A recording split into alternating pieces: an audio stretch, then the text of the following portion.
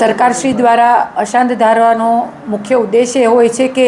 જે કોઈ પણ વિસ્તારમાં અશાંત ધારો લાગુ કરવામાં આવે ત્યાં જે તે સમયે એવી રજૂઆત આવેલી હોય છે કે વિસ્તારના લોકો વચ્ચે ખૂબ અથડામણ રહેતી હોય છે અને એને લીધે થઈને એ માટે થઈને એ વિસ્તારમાં અશાંત ધારો લાગુ કરવામાં આવતો હોય છે। આ બાબતે મારી પાસે અનેકવિધ રજૂઆતો આવેલી છે, જે સંદર્ભે મેં કલેક્ટરશ્રીને, પોલીસ કમિશનરશ્રીને અને ગાંધીનગર લેવલે પણ આ બાબતે વિવિધ રજૂઆતો પણ કરેલી છે। એ સંદર્ભે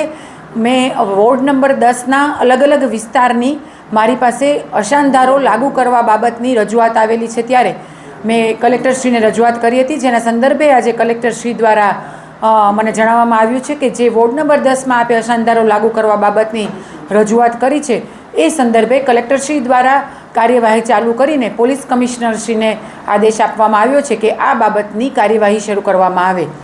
બીજું, વોર્ડ નંબર 2ના અમુક વિસ્તારો, વિમાનગર અને એ બધા વિસ્તારો છે કે જ્યાં મારી પાસે રજૂઆત આવેલી હતી કે ત્યાં અશાંત ધારો લાગુ છે, પરંતુ એમાં અશાંત ધારાનો ભંગ થઈને ત્યાં ગેરકાયદેસર રીતે લોકો રહે છે। એ બાબતે ધ્યાન આવતા ફરીથી મેં કલેક્ટરશ્રીને આ બાબતે પણ રજૂઆત કરી છે અને એનો પણ આજે કલેક્ટરશ્રીના માધ્યમથી મને જવાબ મળેલ છે કે આ તમામ વિસ્તારમાં અત્યારે તપાસ માટેની કાર્યવાહી કરી અને કડક અમલીકરણ માટેની કાર્યવાહી ચાલુ કરી દેવામાં આવશે।